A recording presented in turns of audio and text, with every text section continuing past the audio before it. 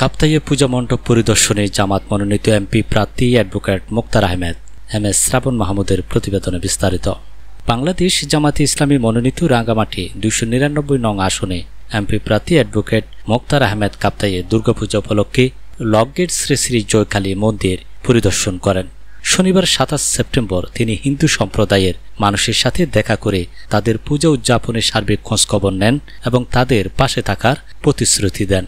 এ সময় তিনি অসাম্প্রদায়িক চেতনায় উদ্বুদ্ধ হয়ে সকল বিভাজন প্রতিহত করে সম্প্রীতির বার্তা প্রদান করেন।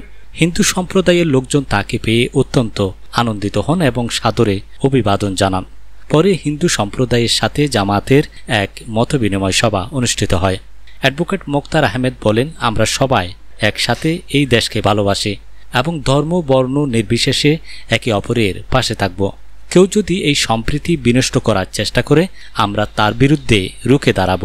তিনি আরও বলেন, আমাদের দেশে হিন্দু মুসলিম একসাথে বসবাস করি, পাশাপাশি থাকি, এটা বিশ্বের অন্য কোথাও নেই। হিন্দু ভাইদের প্রতি আমাদের একটা অনুরোধ থাকবে, দেশে দাঙ্গাহাঙ্গা তৈরি করার জন্য একটি বিশেষ মহল উঠে পড়ে লেগেছে, সেই দিকে আপনারা দৃষ্টি রাখবেন। কোনো অপশক্তি যেন আমাদের এই শান্তি বিনষ্ট করতে না পারে। এ সময় জামাত নেতারা দেশের পরিস্থিতিতে হিন্দু সম্প্রদায়ের লোকজনদের বাড়িঘর, মন্দির, গির্জাসহ বিভিন্ন উপাসনালয় নিরাপত্তার বিষয়ে আশ্বস্ত করে বলেন, এই দেশ আপনাদের আমাদের সবার, দেশকে ভালো রাখার দায়িত্ব আমাদের। জামাত বিশ্বাস করে ধর্মীয় সব ভেদাভেদ ভুলে বাংলাদেশে সব ধর্মের অনুসারীদের সহযোগিতায় একটি আগামীর স্বনির্ভর বাংলাদেশ গড়ে তোলা সম্ভব। এক্ষেত্রে হিন্দু সমাজের ভূমিকা অপরিসীম।